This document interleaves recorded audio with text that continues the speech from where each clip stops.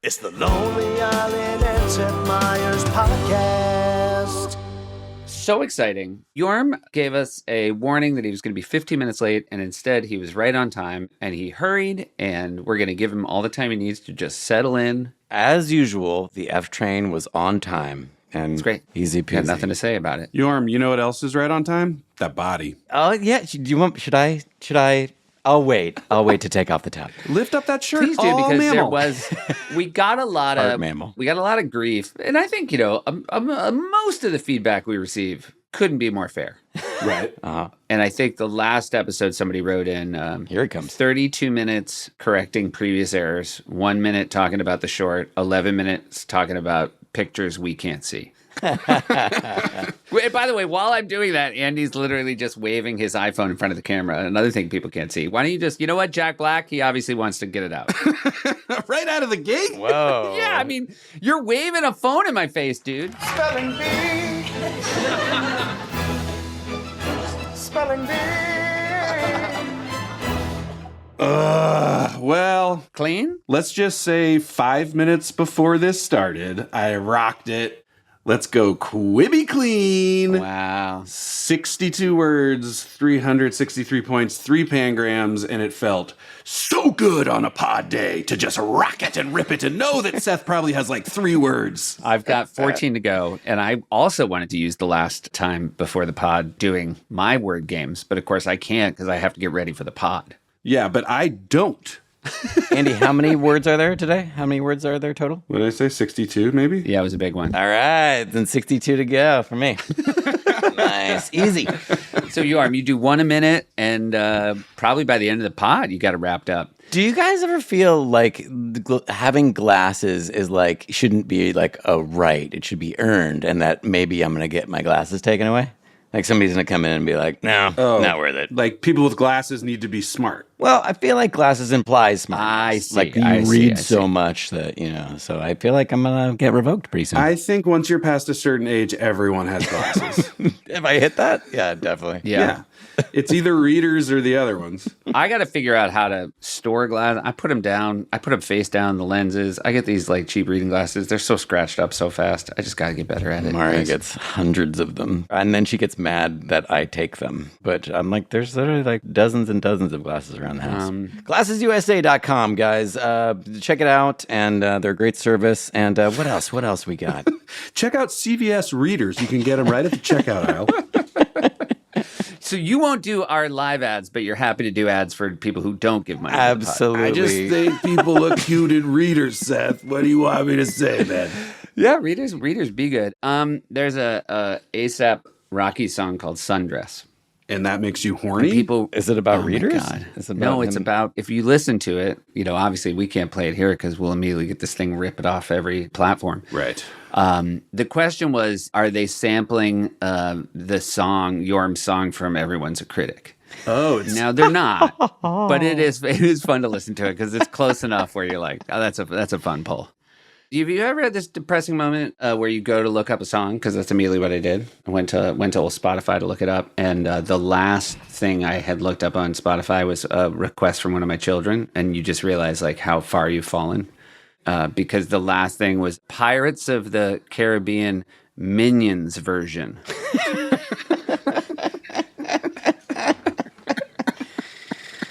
Yeah. You know what? It's good that they have interests. Yeah, they do. They do have interest. Speaking of interest, Seth, I finished Widow's Bay. Okay, yeah. Yeah, were you scared? I was spooked out the whole time. The show is entirely too spooky, but it did get funnier as it wore on, and it was fantastic. I'm fully bandwagon. Widow's Bay is great. The Office clan is amazing. It's been a real fun journey for me to realize how you guys are so easily spooked as a trio. Yeah. Oh, I get spooked out like immediately. Anything intentionally spooky makes me feel spooky. If you guys had come to prominence in like the 40s and 50s, the Lonely Island, that is, like I think it would have been an Abbott and Costello situation where a lot of your, instead of digital shorts, it would have been like the Lonely Island versus the Mummy, or like the Lonely Island meets the Creature from the Black. God damn it! Don't say that. Jorm's eyes lit up so wide. That's right up my alley. Did someone say Abbott and Costello?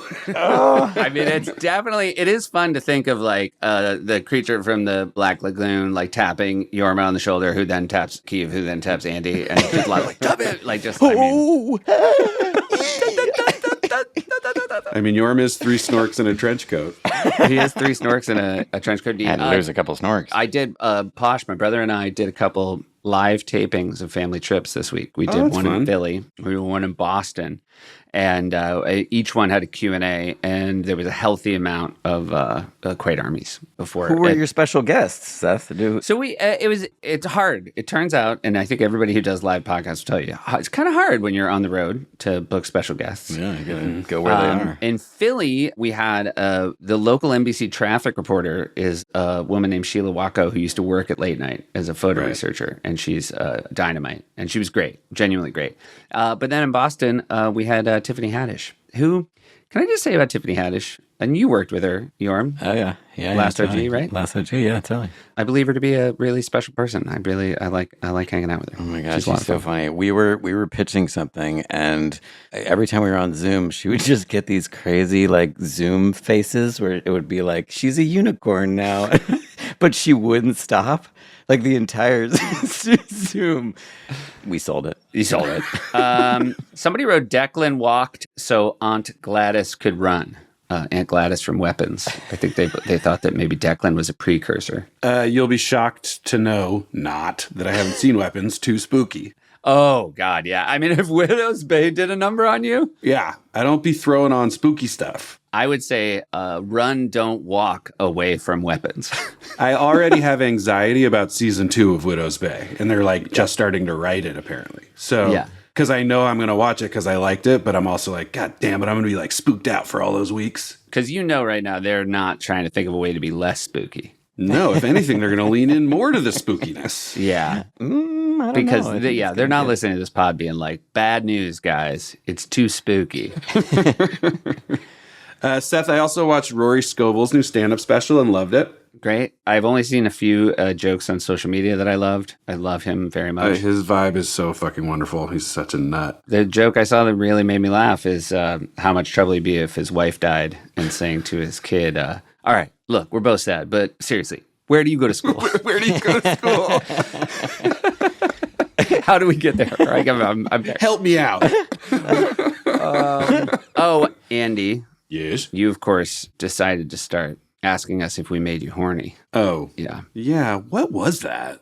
Yeah, so weird. Hey, did I make you horny when I was about to take off my shirt? Well, you almost made me horny, but then you pulled up. Well, here's the thing. On the feed, I'll do a picture of me shirtless, okay? Okay, radical. We'll see how many people, and then we can do a little... And that's something people will be able to see. Yeah, and then we'll see who I make horny. Oh, okay. People enjoyed that when you asked Keeve, and it's worth going back to listening, he just very quietly says, I guess sometimes.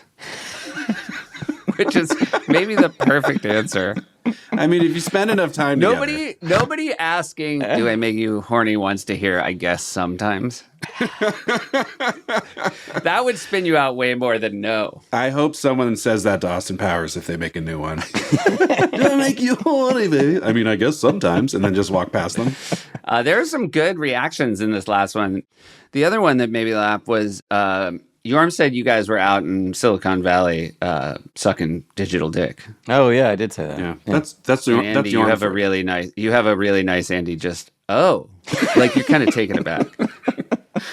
Yeah, I mean that's Jorm life. That's you Jorm gotta life. just roll. I was channeling Bill Hicks, you guys. Oh yeah, as always. Yeah, classic everybody Hicks. knows it. I was given shade to the TV show The Offer being a 12-hour movie, which is longer than the movie itself. And then somebody pointed out that I said that on a 47-minute podcast about a 1-minute digital short. Goddamn right. Yeah. Again, none of the comments about us are wrong. It's the kind of feedback we look forward to hearing because, like, we don't want to. Well, you know what I've said since the jump on this pod. Why make something new when you can talk about what you've already made? Yeah. Wait, guys, reminiscing podcast. Munching them member berries. Oh, member berries. I got some more. Robert Pattinson is the Dave Enrico of the Odyssey. Haven't seen the Odyssey. Because he likes to party. Haven't seen it. Yeah. Okay. That comment means nothing to me. Wait, hold on. Sorry, they talk about partying in the Odyssey? Like, is there a lot of talk about partying? The window of how long is it okay to not have seen the Odyssey is closing pretty fast, guys. Yeah. If you want to talk about a movie that is still in a theater, you're barking up the wrong tree. Yeah, I guess that's true. You know what I've seen in a theater? Toy Story 5. Oh, yeah. Seth, you checking your last thing on Spotify, I think is indicative of the fact that you could also just assume you haven't seen the Odyssey, you know? Yeah, I guess that's true. What did you think of Toy Story 5? Did you cry? Did you cry? Oh my God, yeah. 3 times, right? It was so good. They know what they're doing. Did your kids like it? I only went with one of them, and yes. Gotcha. But you know what? A little spooky. No, I'm just kidding.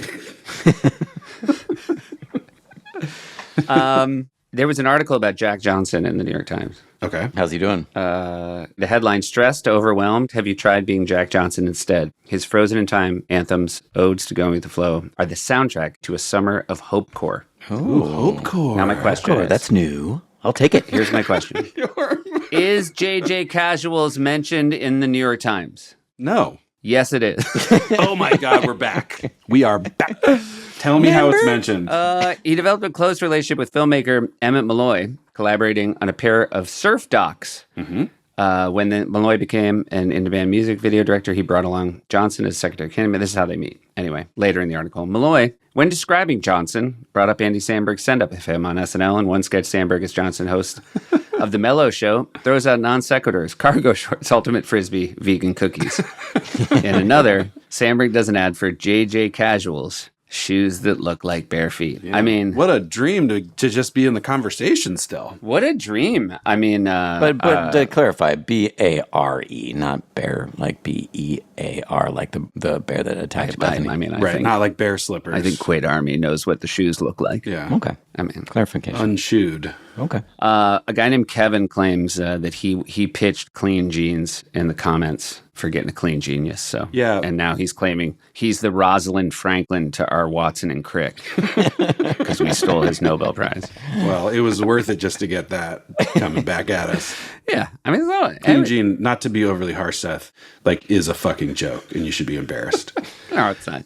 That's To the not too point hard. where my friends, I have 2 friends from summer camp, and we text about spelling bee as well, and they were both like immediately like, "What do you feel about this Seth Clean Gene thing?" Because they thought it was like a fucking joke.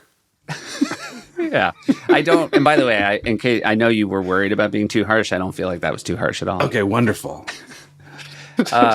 Lin-Manuel Miranda, Yeah. Right. he commented on our Instagram comments about his experience of seeing a movie in the Dwagon. I knew this was going to come up. But then somebody commented in our Instagram comment section to Lynn and said, quick question about the Warriors movie you're doing. Do I make you horny, baby? Answer it, Lynn. Oh, now I like where this is headed. I mean, Lynn enjoyed the comment very much. And then I think the dude who wrote it is pretty psyched. By the way, I think we talk about Lynn enough on this that we can just say Lynn now, moving forward. Yeah, I think that's right. Yeah. I sent a photo to you guys. I went to the county fair where we are these days, and there was a ride called the Dragon Wagon. Yeah. And I was like, they spelled it wrong. Yeah. Oh, yeah. There was one with me, too, when I went to the fair with the toilet It race. should just be the Dwagon, obviously. Yeah. I mean, have they not learned anything? What are we doing here? What are we doing here? Hey, this is the Miley Cyrus episode. Miley, Very Good Times. And I want to kind of fall back on what we maybe used to do a little bit more and watch some sketches before we get to a very short. Yeah. Who wears short shorts? Me after Kevin Jorm left. Because it was going to make us too horny? No, I'm just a... You finally were allowed to get, because they got too horny, and so you waited till they left to start wearing short you shorts. needed a new crop of guys. It was an unofficial collab with Nair. Nice pull. I really you. was like, what? Who wears short shorts? Who wears short shorts? Nair wears short shorts. This has been pointed out. Wear short shorts. Oh, it was a Nair commercial. Okay, right. Gotcha. Yeah. Andy. Jorm, be real. You ever put Nair on your butt? No comment. Oh, that's a yes. Seth, that's a yes. That's a yes. Seth, No comment Now from imagine Jorm. Jorm. Now imagine Jorm, butt naked, but in full sneakers, in the bathroom, smearing Nair all over his hairy butt, and then letting the butt hair dissolve, and then looking at it in the mirror. And does that make Butt you naked. horny? Yeah. FYI, I was picturing sneaks on, no pants, buck naked, but then also maybe holding onto a bar. I don't know where the bar is, but dipping his butt into a bucket of Nair. Definitely. That's just how I was picturing. yeah. Unkempt bush up to his belly button. Oh, Seth, you know I ain't that flush. I don't got bucket money from my Nair. And nipple clamps connected with chains. hanging from the ceiling in some sort of sex chair. You guys, can we move on? Mari walks in, does not break stride because she's seen it all before. She's so bored. Just a regular Tuesday. It's a Tuesday. All right. Oh, this was something somebody said about, obviously we know Amy Poehler trying to tank our pod, right? Oh, yeah. Yeah, she's after us. Big time. Bad hang. And every time she shows up here, bad hang. Yeah. Rival pod. But now somebody said, how does Andy feel about the fact that she also has a show about archaeology with dig in the title? Oh, yeah. I mean, it's crazy. It's crazy. Almost as crazy as the fact that Digman wasn't accepted in today's spelling bee. What? Yeah. Like, are you winter soldiering us or not? Crazy that Digman Pick a wasn't. lane.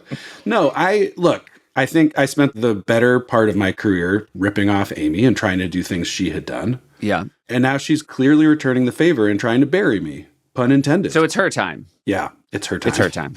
Well, I said it's her time because it's an incredible transition. And again, I host a late night talk show. I'm obviously king of transitions. This is a sketch I remember fondly. I want to watch it with you, Andy. Mm-hmm. It's called Our Time. Now I see what you were doing. You were teeing up our time. I was. The king of trans. Okay, let's watch it. Yeah. I had nothing to do with this sketch. This is Tucker, America, a little Mulaney. I think Solomon. No? Not in the rundown. Oh. Yeah. Well, anyway, it's mean. It's very... It's really mean, and I had mixed feelings about it, but it's also undeniably funny. Well, okay, so it's about Apple the App and Taboo from Black Eyed Peas hosting their own show called Our Time. Yeah. Now, it is a little mean. The fun part, though, is that you and Keenan, the intro song is really fun because it's you just singing your part. Our parts of Tonight's the Night. Yeah. What's it called? Tonight's going to be a good night? What is it? Yeah, exactly. Yeah. So it's just like long pauses and then Mazel tov. And it takes you a second to know. I couldn't.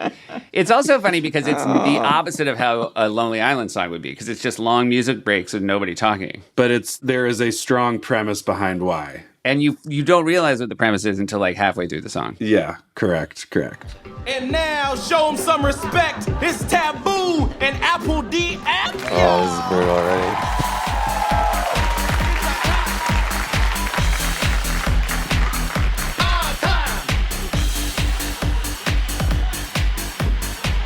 Tonight it is.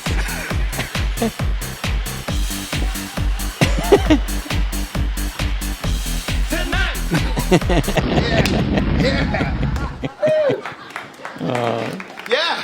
Yeah, welcome to our time. Finally, our own show. Just like the people wanted. Okay. I really will say I liked seeing you and Keenan together again. It gave me DJ Dynasty Handbag vibes. Yeah, some deep house dish. I mean, I love getting to do scenes with him. He's so good because you just know if you fall into his rhythm, it's going to work. Yeah. I feel like he's been in so many sketches, right? He's been in so many live sketches. He knows over the course of the sketch, like, oh, it's going to be this now. Yeah. Like, this is the part that's working. This is the part that's not. Chloe, wow, thank you so much for being here. We know you are so busy. No. Well, before we begin, we are both in the Black Eyed Peas. I'm Apple D App. What kind of name is Apple D App? Well, you know how Will I Am is a way of saying William? Apple D App is a way of saying Apple Pop. And I am named after the board game Taboo. No. Now, Chloe. Oh. I will say as a follow-up, Yeah. Black Eyed Peas came on after that aired. Right after? No, but not long after. Yeah. And Taboo came like right up to me and was so nice. Great. Like it was just like, that was fucked up. I was like, I know, I'm really sorry I didn't write it. But he's like, it was funny though. It was funny and was super chill. Oh my That's God. good. That's all you want. Yes. This was a thing Mulaney and Fred would do a lot, which is Robert Osborne, played by Jason Sudeikis, would show clips of a famous movie, and Fred would play somebody who had been cut out of the film. There was a one where I think we talked about where he played the Rooster, the Weather Vane in Wizard of Oz. Oh yeah, that one was so fucking good. And this one is crazy. Hello, I'm Robert Osborne, and welcome to The Essentials, where we take a behind-the-scenes look at America's greatest films. Tonight, 1965. Seth, will you stop for a sec? Yeah. I love that there's a solo laugh of someone who knows who Robert Osborne is, and it's laughing at the impression. It is such a thing, too, that Higgins would be like, it's a good Osborne. All right. He's thrilled. The Sound of Music. The film is filled with timeless characters and scenes, but tonight, we show you the moments you haven't seen. The ones that ended up on the cutting room floor. Let's take a look.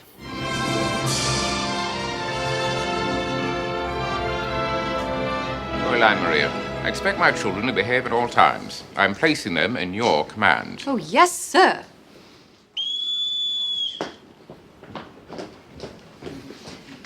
When I sound the whistle, they will step forward and say their names. Liesel. Friedrich. Louisa. Hey, how you doing? My name's Ricardo. Now, most people call me Richie, except for my landlord. He just calls me late, you know? Yes, Fräulein Maria, this is my adopted son, Richie. Richie didn't grow up in Austria, Fräulein. Oh, no, man. I grew up in the hood. Did you ever hear of 125th Street? Yeah, we used to call it downtown.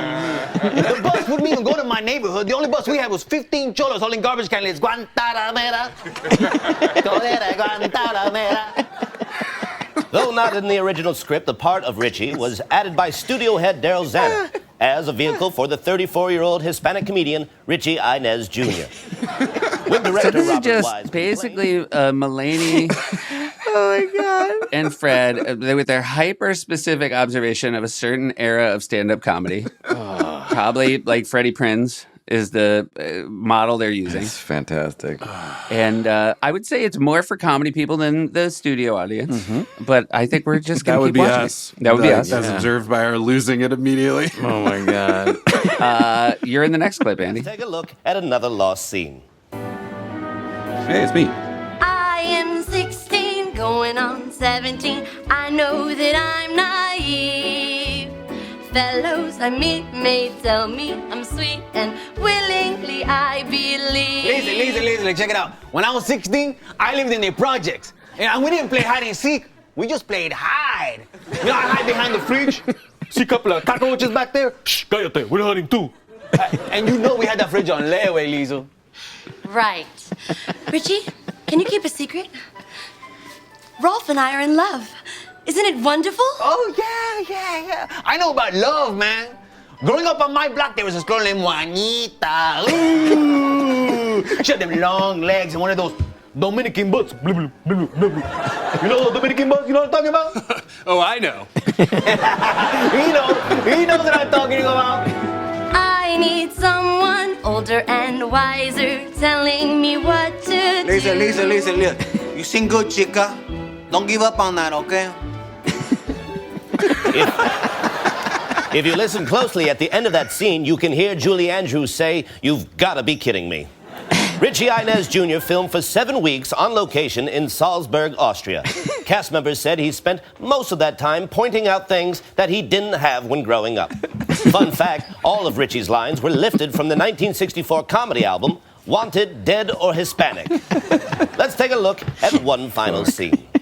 Yes, and I do to you and All right, hold on. Let me say one last thing, okay? Bring down the music. Go, give me that microphone. All right. Yeah. Now, a lot of you out there, you're afraid of the Germans. Do you know what I was afraid of growing up? My grandma, my abuelita, she used to sleep with one eye open with a belt in her hand. You even think about breaking something? Guapa! This is that amazing Fred thing that he is the only person I have ever met who can make work, which is now like the audience is actually just kind of with him and listening, and he's making that. He's making that observation that he does better than everybody. He used to do it in his like observations about one-man shows, and just that thing of like when it becomes maudlin, but he also performs it so well that it sort of works. You kind of are still tracking the jokes and the vibe of it. Yes. Yeah. They're leaning forward to all this. Yeah, you're leaning forward, and it's crazy. Also, a shout out to the back line, Vanessa and Bobby and Miley, who just have to listen while he's doing this. Doing nothing wrong. These guys know what I'm talking about. Because These guys know what I'm talking about. Cut to laughing Nazis. Also crazy to see swastikas on camera. That is a really ballsy Fucking joke. crazy. Well earned, though, is what I like to say. Well-earned. Yeah. You got to do These it. guys know what I'm talking about. Wrap it up, Richie. Okay, I'm gonna wrap it up right now. Okay, but every year on your birthday, she used to make you fried plantains. She heat up that pan. You know that pan? But I have a stick of butter in there, and then she threw in those plantains. Psst. And that sound to me, Oh no. that's the sound of music, man. I knew it was going to be hateful, but... Yeah. Richie Inez Jr. went on to be cut out of several other Hollywood classics, including The Graduate, Star Wars, and Jaws, where he famously said, "We're gonna need a bigger butt." For The Essentials, I'm Robert Osborne. Very nice. It's an absolute treat. Really good. Then there's a Miley Cyrus and Keenan as Raven Simone doing a Disney Channel acting class. Disney Channel acting Disney school. Channel acting is its own art form. And to master it, you're gonna need a special set of tools. On the Disney Channel, every person has to be the loudest person in the room. Watch. What's wrong, Jamantha? If I don't get an A on my science project, I can't go boogie boarding with Devin. Well, then you should trick Thomas into trading projects with you. Good idea! That's Millennium America as well. They were very much a Disney Channel era. They had a hot show. They had a hot show. The Miley Cyrus show, Miley showed up as Justin Bieber. That's always fun for everybody.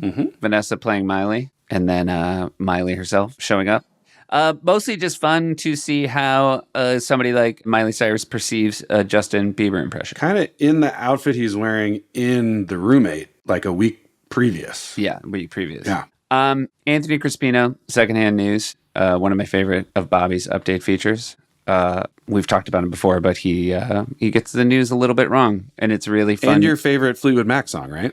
Anthony Crispino? Secondhand News. Oh, Secondhand News. Yeah. You like singing along to it and going, yeah. That's the one that has Lay Me Down in the Long Grass. Oh, yeah, we've talked about this last time we did Secondhand News. Lay me down in the long grass and let me do my stuff. Yeah, you got to let Seth do his stuff. Yeah. And you got to let Jorm do his stuff when he's nair in his butt. Not in the bucket, And guys. also maybe there's like one of those sex machines from HBO's Real Sex. In this scene with me? And it's just womping on him. It's womping him, and he's swinging back and forth. Mari walks through, doesn't even look at him. Not near. Doesn't even like. She walks in. She's like, "Did you move my pen?" Yeah, It's he's like, Wednesday. he's like squawking like a chicken, all splayed out, Just splayed like out. full on Booth Robot sex Jonathan, robot. like starfished up in the air, but he's like held up in the air, like Vecna's got him. Just like beautiful new smooth butt. This is all hearsay. Yeah, he's like getting like anime porn, like different every orifice. And she just doesn't. I mean, like if Mara's wearing a heart rate monitor, just his flatline, just nothing. You know when we said, guys, that we would go towards sexual harassment? Right. Well, we've gotten there, guys. We have arrived. We've arrived. Yeah. Episode 2. Fantastic. You think this is episode 2? Well, no, after we talked about that. Oh, right. Anyway, secondhand news, Seth. Go. All right. So here's Anthony Crispino talking about some international news. Let's just move on. Okay. All right.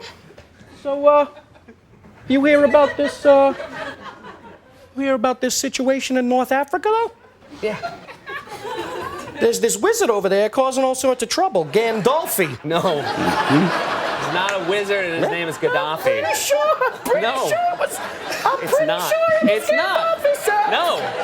It's definitely not. I'm pretty sure. It's not. No matter how high your voice gets. Couldn't hear that one. It was too high. But, see, Seth, apparently this Gandolfi, he's a real ladies' man, you know, because he calls himself, you know, the president of labia. It's true. I'm not going to even touch that one. Oh, you're not going to touch labia, Seth? Okay. You got to remember this predates spelling bee. Predates spelling bee. Yeah. Oh, but when labia had been desensitized because of the bee all the time. Queen of using the word labia and its root. All right, wait. There's one other thing I wanted to show you. It's a real wig James Kent, and I just feel like we should watch it all the way through. I will just say for people who are listening and not watching, wig and Miley Cyrus, very high, like 80s soap star look, sort of satiny dresses, very teased high hair, and it's shot through a filter. It looks like Vaseline on the lens. Beautiful. Very soft focus. And just the three of them at the height of their powers. So good luck picturing that. Here we go. Hello, my name is Jamila Rosela Perkins. And I'm Lynn Doot. And we know what you're thinking. Wow, those ladies have flawless, milky skin. And they also look like they could rock out and jam to rock music they make themselves. That's why we're so excited to introduce our revolutionary new facial cream. And our revolutionary rockabilly CD. You're going to love them both. Why? Because they're not sold separately. Why?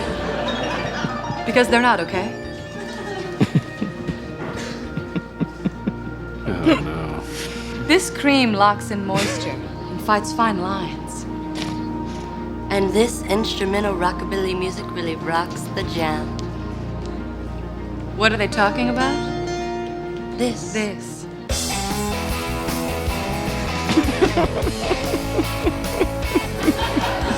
Jesus. Putting on cream while we hear the rockabilly music. Absorbs. And some contrast. You'll see results in just 2 weeks from the music. You'll see results in 5 to 6 weeks from the cream. But know that each container only has 4 weeks worth of cream. Oh no, you better go ahead and buy 2 creams. This is when, at the table, this would be a time where I'm getting very excited. Because hopefully our listeners know that once we start drilling down, I mean, this is a sort of a sister piece to I Wish It Would Rain. It's truly just about details and logistics now. But it waits It's becoming a math problem. a good 2 minutes to start that game. Yeah. But now that I know it's the game, Yeah.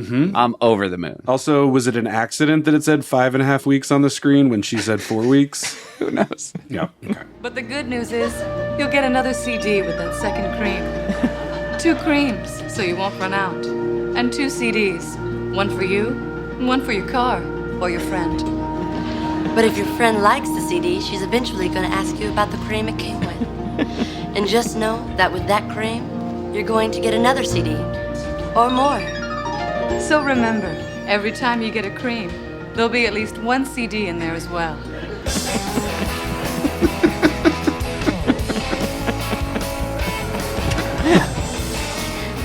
Oh my God, it's purgatory. Now, if you call right away and order 3 creams, we're going to throw in a free CD. You'll be getting 3 creams and 4 CDs. However, once you open the cream, you cannot return the CD. But if you open the CD, you can return unopened creams. And you'll get a free CD. So basically, you're always going to be out-creamed by your CDs. Meaning you'll always have more CDs than cream. They get it. So pick up your phone and ask for our cream by name. It's called Rockabilly Lady Party. And our CD is called Moisturizing Facial Cream. Did we mean to do that? Maybe. Or maybe there was a mistake at the printers. Maybe someone warned someone not to use that printer. Maybe someone could have checked. Maybe someone would have, but they were too busy watching their friend's 2-year-old all the time. You love Beth. Yes, I do. But she's a lot. So call now. One operator is standing by. Out of nowhere, a third person is mentioned, Beth. Beth, yeah, but she's a lot. She's a lot. And one of them made a mistake at the printer because they were watching Beth's 2-year-old all the time. All right, there's one final bit of cleanup. And get ready to look good and rock out, because you kind of have to. Meaning they're not sold separately. They get it, Jamila Rose.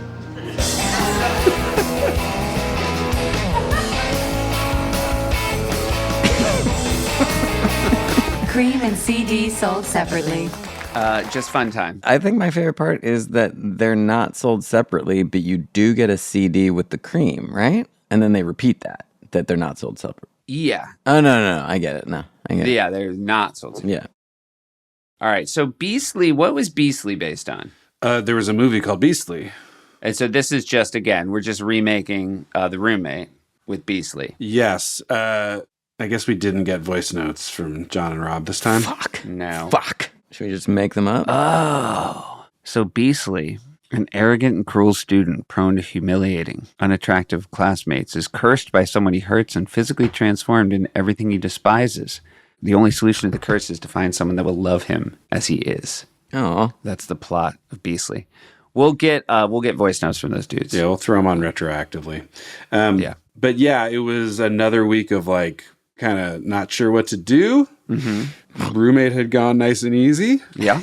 Oh, by the way, we never talked about whether or not it's Criterion. I feel like we've skipped a few weeks of talking about whether or not things are Criterion. Obviously, The Roommate. Yeah, we should clean it up. I mean, for me, I would throw The Roommate straight into Kim's videos. Oh, interesting. It's like, what is it for if not that? It's tough for me to do that wholly because it's a movie parody, like a trailer parody. Yeah. But tonally, I agree. Well, so, I mean, I guess the question is like, and again, we've talked about like, is Laser Cats all like the Laser Cats collection in Criterion Closet? Right. I think yes. I can't tell. I mean, hit us in the tittus. Obviously, for me, I might go, and let's see how we feel after watching this one. Like, Declan movie trailer stuff is in its own thing, which is just I think it's in its own little section at Kim's video. It's a fun little thing. I think it's helpful that I don't remember the movies at all. No, it becomes its own original thing. This one, again, Klein will tell you, this is going to be minute 14, nice and tight, and it's going to be fun to watch. Jorm, have you rewatched it today? No, I kept it fresh. Andy, have you? No, I was going to wait till this. I didn't have a free minute 14. I haven't either, and I'm really excited. All right, here we go. Should you vote for me just because I'm the rich, popular, good-looking guy? Hell yeah! In this school, looks are everything. What's the deal with the witch? Steer clear, man. She's into some dark stuff. I love my good looks. Well, I curse you to a life without them. You have 1 year to find someone to love you. Or stay like this forever. Oh no! I'm Beastly! Full on Home Alone. Full on Home Alone. Full on Beastly. And I don't feel as though we're asking our audience to remember you from 2 weeks ago. No. We're almost kind of hoping they forgot. In a lot of ways, yeah. In a lot of ways, we want full credit for it being a new idea. Yeah, it's like, if you didn't see that one, we're maybe better off. It's a very interesting, the rare recurring character that's kind of hoping the first one didn't make a mark enough that you could get. Even though it was like a week earlier. I do like picturing you guys in the room, though, laughing to I yourself. feel like even Lauren would be like, do we feel like it's too much like the Roommate guy? And we were like, it is the Roommate guy. All right, so now we don't have a lot more time with Beasley. It's now at the 42-second mark. Yeah, but it's an interesting format. The Roommate and Beasley, it's 40 seconds of setup. Yeah. And then we have 30 more seconds of jokes. And then 30 seconds of just jokes back to back. And one could argue we haven't had, the only joke is that you have had a Home Alone reaction to it. And a reveal of the look that no one has ever seen before. Wink. 30 seconds. Let's see how Beasley does. Now, again, one of the reasons to think maybe Beasley doesn't crush it now is this is the rare rule of twos. There will not be a third.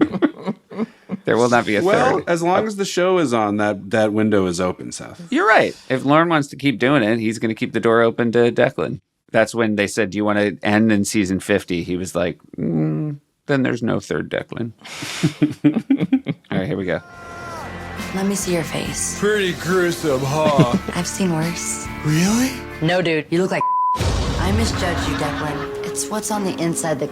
Oh, dude! What? What's up? Are you serious? I think I sat on some mashed potatoes.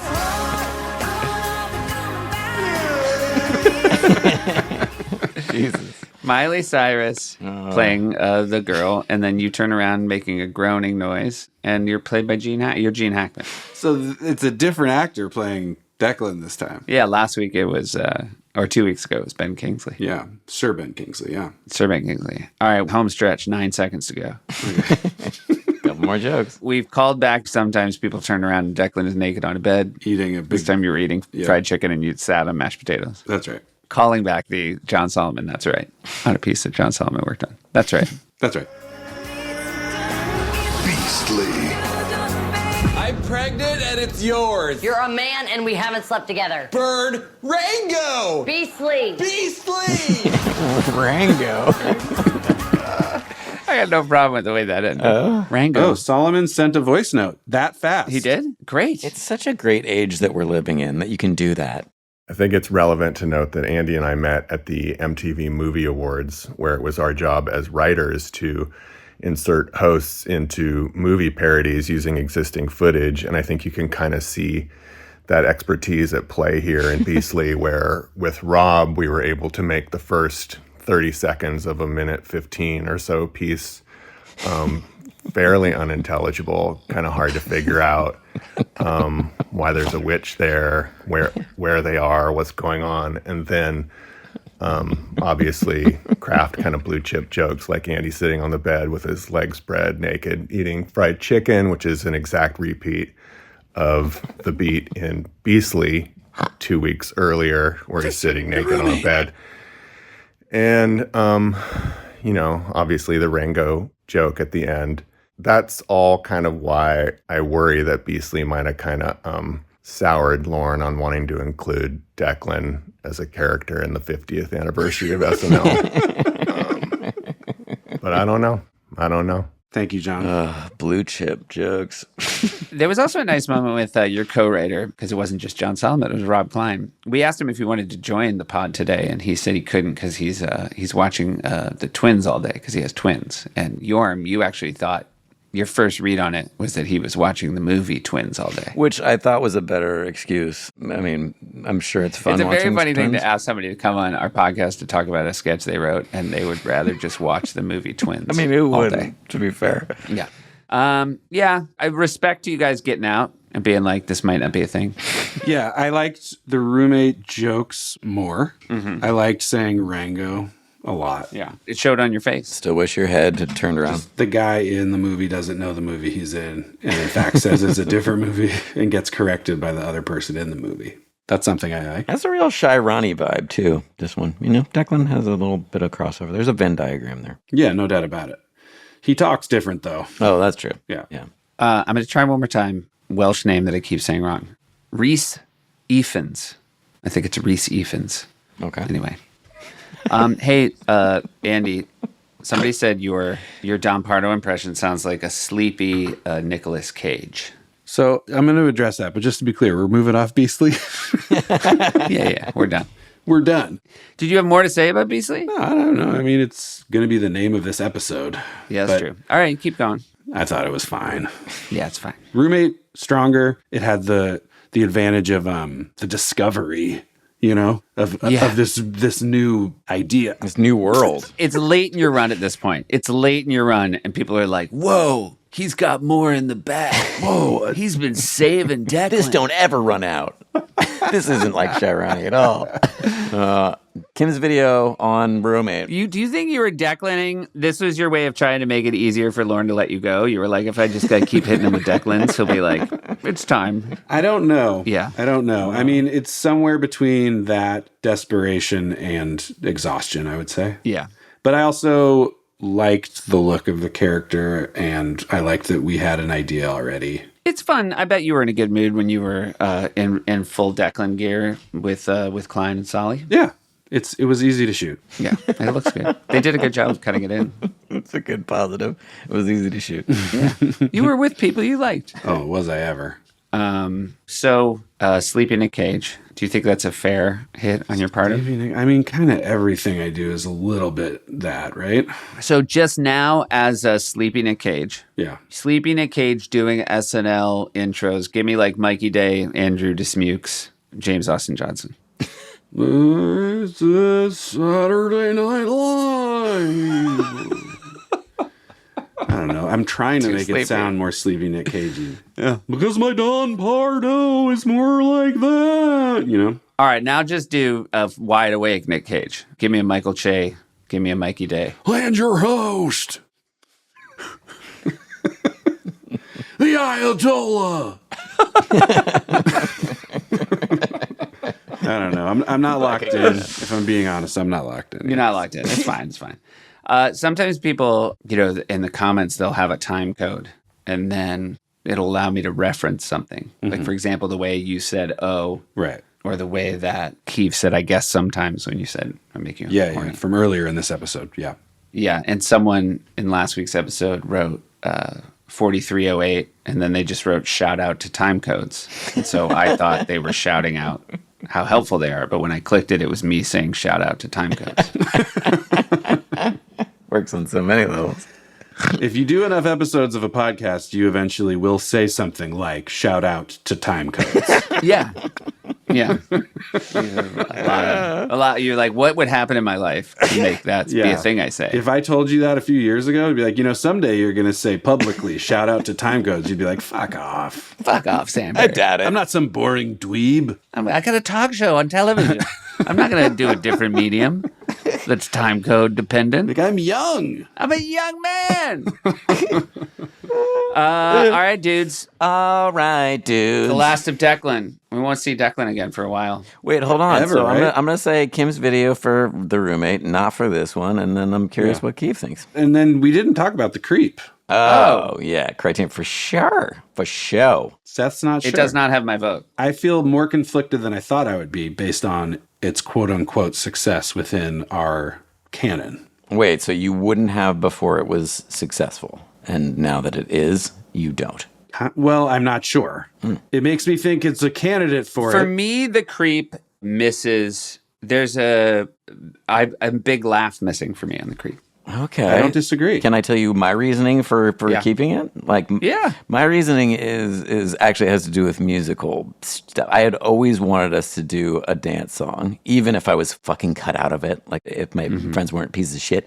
And what was your verse though? I want to find it. Yeah, where's your verse? We didn't actually complete it. It was me under the bleachers, and I wrote part of it. We started recording it, and then we were all like, "No, it doesn't actually need it." Like we decided in the room. We did not. You never actually, recorded it?